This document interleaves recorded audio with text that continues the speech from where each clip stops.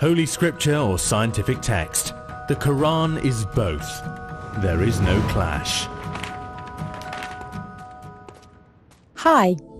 When the famous physicist and astronomer Galileo first championed the idea that the Earth revolved around the Sun back in the 1500s, he was called a raging lunatic and convicted of heresy by the Church.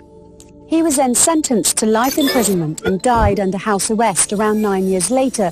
But if a 10-year-old tells his science teacher that same fact today, nobody even bats an eyelash.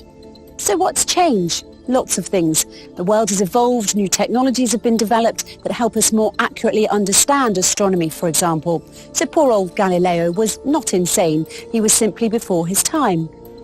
Luckily, scientists today have more advanced tools and gadgets that can help them avoid meeting the same fate as Galileo, but sometimes their claims still make us do a double take when we first hear about them, especially if we don't have a background in science and physics. Let's look at an example, shall we? In 2011, in the 39th issue of the Thresholds Journal entitled Inertia, one of the articles, written by Dr. Caroline O. Fowler, who has a PhD in the Department of Art and Architecture from Princeton University, is entitled Standing Mountains Move Like Clouds. In this article, Dr. Fowler offers her reflections on inertia using the artwork of a famous painter called Abraham Bloemaert. She begins by describing the concept of inertia as defined by Sir Isaac Newton's first law of motion, namely that a body will persist through force in a state of either rest or motion until moved by another body. She then goes on to shower her praises on the painter for his ability to express this rather abstract concept of inertia with only the stroke of his paintbrush in a single picture. In her conclusion, Dr. Fowler further draws attention to the fact that Bloemaert moved towards an understanding of movement, which is not about setting things into motion through a violent force, but instead suggests the notion that the world may already be in movement, and like the mountains that move like clouds, movement and rest are two different but ontologically equal states. It is impressive when art is able to depict scientific notions in a straightforward way.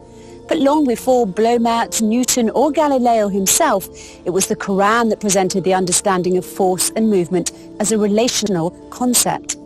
In chapter 22, verse 88 of the Quran, it reads, "And you see the mountains and think them solid, but they move like clouds. It is God's technique which has established everything perfectly." Centuries ago, God told us that he created the world following the laws of inertia. It is science that is just now catching up. So who says science and religion have to be at odds? In the Quran, science and religion are twin sisters, and I don't mean the type of twins that keep saying they're identical when everyone really knows they're fraternal. The Quran contains many passages that were not understood by scientists, let alone regular people, until recently, and some that science still has not fully deciphered.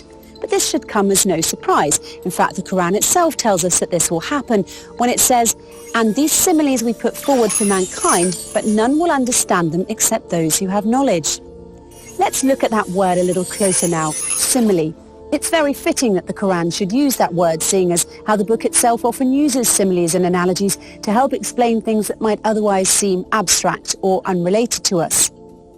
But what's even more astonishing then, that is modern scientists have used some of the exact same analogies that were first written in the Quran over 1400 years ago. Try it for yourself if you like. Try telling a police officer that mountains move like clouds and watch what his reaction will be. But be careful, because if you persist in saying it, he might just consider you drunk and arrest you. What can I say? Sometimes the truth hurts. I think Galileo would agree with that, don't you?